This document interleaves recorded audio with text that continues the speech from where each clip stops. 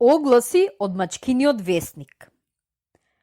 Само еден ден во годината мачките издаваат свој весник, вели дедото мазнејќи си ги мустаките. На внукот не му се верува. Ти, дедо, се шегуваш со мене. Како тоа мачките да издаваат весник? Весниците се прават од безброј букви и зборови, а мачките се неписмени. Што? Зар не ми веруваш?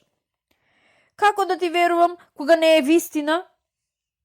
А ти слушај, јас напад метки ти кажам што пишува во тој весник. Зар знаеш? Како не?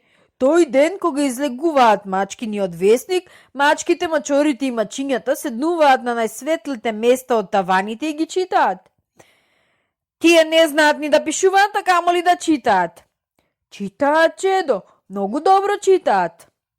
А што читаат, дедо? Се заинтересира внукот. Бидејќи нивниот весник е исполнет само со огласи, читаат само огласи. И какви се тие огласи? Еве некои од нив што сум ги запаметил. За да ја поминам зимата поудобно, барам топол и не многу чист стан. По можност без деца. Децата не ги поднесувам поради тоа што ме тегнат за опаш. Плаќам редовно и честно по 30 дена во месецот. Мачка Маца. Оној што знае да ми каже нешто за земјата Дембелија, нека се обрати на телефонот 000050 на таванот од 7-миот стан на Рибарска улица. Наградата е примамлива. 3 пресни белвици. Мачор Мустаклија. Од први овој месец останав без работа. По занимање сум високо квалификувана месерка. Ги знам сите јазици во месарницата. Понуди приман во првиот сокак лево, месарско мало. Мачка Сивка. Бидејќи преку ден сум зафатен со редовна служба спиење, се нудам за ноќен хонорарен чистач на глувци, салами, масни отпадоци од богата вечера и слично. Адреса шупата на колорот врти Мустакевски, 10 зајачки скокови надворот од градот. Мачор Качор.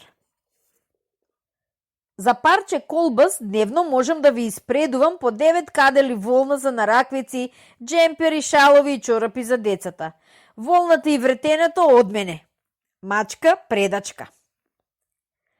За сосем ниска плата, сирење и кашкавал, се нудам за астроном или метеоролог. Можам да се качувам и по најмазни стебла и од врвот на дрвото од птичјо гнездо да ги наблюдувам небото, звездите и облаците. Мачор Мрмко. Кога дедото престана да ги реди огласите, внукот го праша. Дедо, кој ден излегува мачкиниот весник, сакам да го видам и да го прочитам. Дедото пак почна да си ги сука мустаките, се замисли, а потоа се поднасмеа и рече: внучко, само тоа заборавив да го прочитам.